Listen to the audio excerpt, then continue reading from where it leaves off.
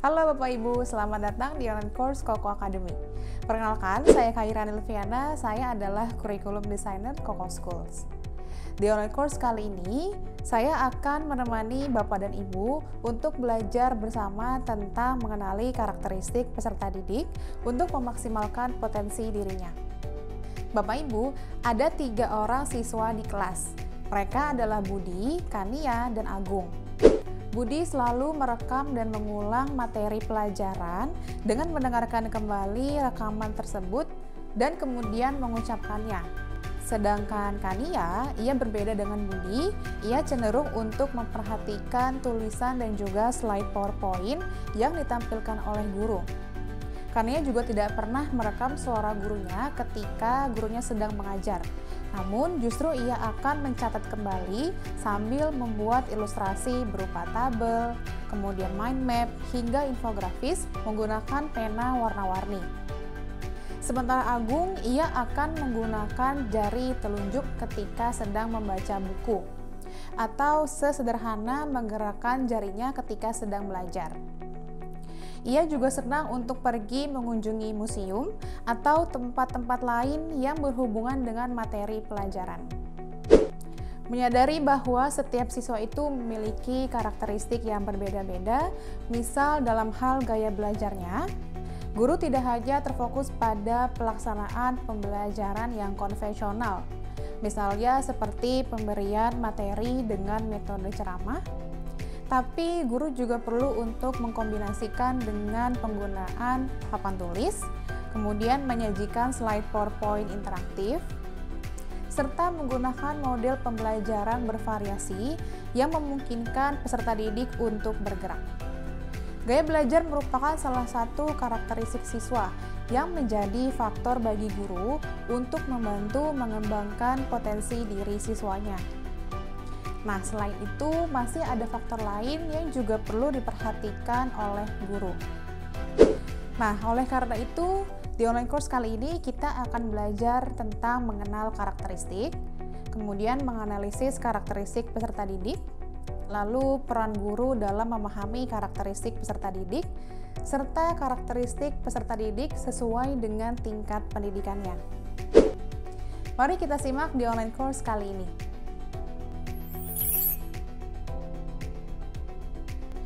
Kita masuk ke pembahasan pertama ya Bapak Ibu, yaitu mengenal karakteristik.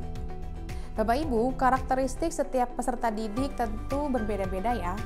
Nah, karakteristik ini merupakan hasil dari interaksi antara pembawaan dengan lingkungan sosial. Karakteristik inilah yang menjadi salah satu penentu bagaimana pola aktivitas seseorang, misalnya dalam meraih cita-cita.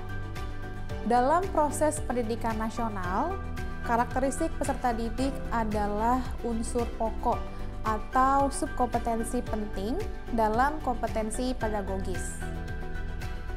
Menguasai karakteristik peserta didik menjadi mutlak bagi tenaga pendidik.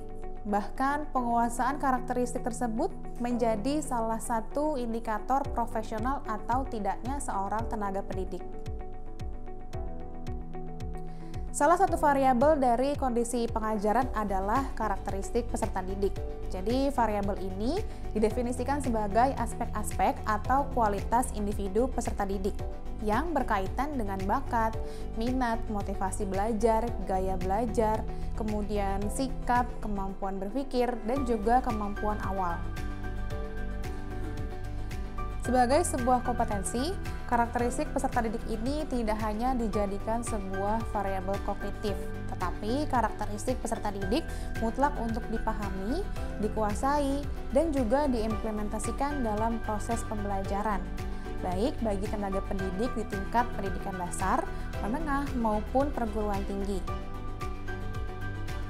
Dalam mengelola segala sesuatu yang berkaitan dengan pembelajaran, misalnya seperti pemilihan strategi, menata dan melaksanakan proses belajar mengajar, guru perlu untuk memahami karakteristik awal peserta didiknya. Nah, mengenal dan memahami karakteristik peserta didik ini akan membantu guru dalam mengantarkan mereka untuk mengejar cita-cita yang diinginkan. Contoh karakteristik peserta didik ini misalnya senang bermain, kemudian selalu ingin tahu, lalu ada juga yang suka meniru, kreatif, rajin, semangat belajar, kemudian ada juga yang keras kepala, emosi, senang dipuji, kemudian ingin diperhatikan, suka menghayal, egois, dan masih banyak lagi. Nah, dari karakteristik yang sudah saya sebutkan tadi, ada nggak nih karakteristik yang dimiliki oleh peserta didik Bapak dan Ibu? Atau karakteristik lain nih di luar dari yang sudah saya sebutkan tadi? Bapak Ibu, ternyata ada banyak manfaat loh yang bisa diperoleh oleh guru maupun peserta didik ketika saling mengenal karakteristik. Nah, kira-kira apa aja ya manfaatnya?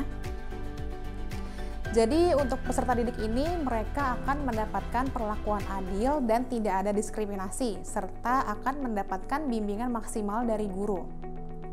Sedangkan bagi guru, dengan memahami dan juga mengenal karakteristik peserta didik dengan baik, ini akan membantu guru dalam memberikan layanan, kemudian bimbingan, serta tugas yang sesuai dengan kebutuhan dan kesanggupan peserta didiknya.